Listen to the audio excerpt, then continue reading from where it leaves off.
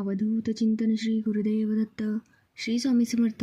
जय जय स्वामी समर्थ. नमस्कार मंडळी, स्वामी महाराजांच्या चॅनलवरती तुम्हा सर्वांचं अगदी मनापासून स्वागत करते. चला तर मग व्हिडिओला सुरुवात करूया.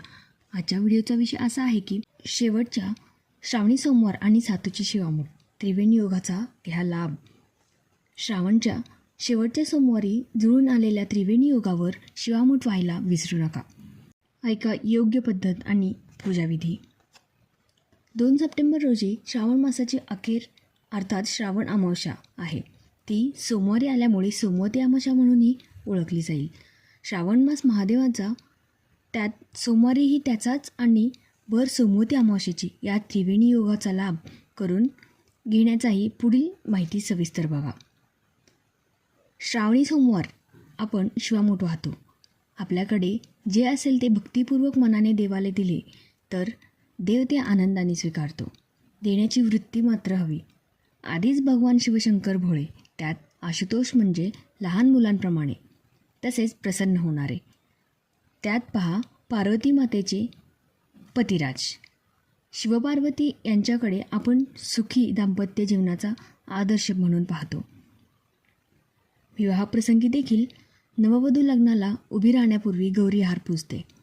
त्यामुळे तो आदर्श नवविवाहितांसमोर यावा, त्यांचा मनावर सहजीवनाचे सुसंस्कार व्हावे यासाठीही शिवामुठीची कल्पना व्रतानुषंगाने योजली असेल, असे मत ज्योतिर्भास्कर जयंत साळगावकर मांडतात. यंदा सोमवती अमावस्येचा सोमवार धरून 5 श्रावणी सोमवार होत आहेत. आधीच्या 4 शिवामूठ त्या सोमवारी वाहून झाल्या नसतील तरीही शेवटच्या सोमवारी शिवामूठ चुकवू नका. त्यात मूठभर सातू अर्पण करायचे. सातू म्हणजे ओट्स, गहू, राई आणि तांदूळ यासारखी धान्ये आपल्या आहारात महत्त्वाची भूमिका बजावतात. कारण संपूर्ण धान्यांमध्ये भरपूर पोषक असतात. यामध्ये प्रथिने, फायबर व बी जीवनसत्वासह लोह, जस्त यासारख्या खनिजांची समावेश होतो. यापैकी एक धान्य आहे बार्ले. सातू हे एक साधे धान्य आहे जे आपल्यापैकी बहुतेकांच्या स्वयंपाकघरात असते. तरीही आपल्यापैकी फार कमी लोकांचे त्याचे आरोग्य आणि सौंदर्य फायदे माहीत आहेत. त्यामध्ये कॅलरीज कमी असतात, फायबर जास्त असते आणि जीवनसत्वे आणि इतर पोषक घटक असतात. असे पौष्टिक धान्य ज्याच्या कृपेने मिळाले त्या महादेवाला, शिवाय जे गरजू आहेत त्यांनाही संसाराला पूरक धान्य देता येईल. चला तर मग बघूया सोमवती अमावस्या पूजाविधी.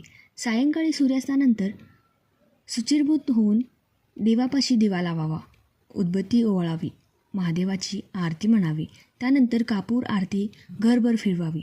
त्यानंतर महादेवाला पांढरे फूल आणि बेल वाहावे. तसेच आकाशाकडे बघून चंद्राला स्मरून तुळशीजवळ चंद्रासाठी एक फूल अर्पण करावे. ही छोटीशी पूजा झाली की पुढील तुम्ही दोन्ही स्तोत्रांचे मनोभावे पठण करावे.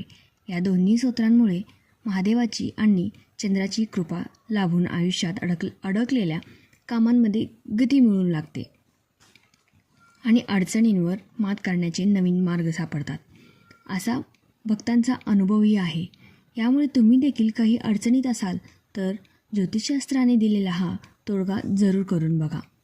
ज्योतिषशास्त्रानुसार वेदांमध्ये भगवान शिव आणि चंद्रदेव यांना समर्पित 2 स्तोत्रांचा उल्लेख आहे. या स्तोत्रांच्या शुभ उच्चारणामुळे व्यक्तीला विशेष लाभ होतो आणि जीवनात येणाऱ्या अडचणी दूर होतात. शिवाष्टकम स्तोत्र आणि चंद्रस्तोत्र डिस्क्रिप्शन बॉक्समध्ये दोन्ही शिवाष्टकम आणि चंद्रस्तोत्र दोन्ही पण लिहून ठेवलेलं आहे. तुम्ही ते बघूनही वाचू शकता. धन्यवाद. श्री स्वामी समर्थ मंडळी.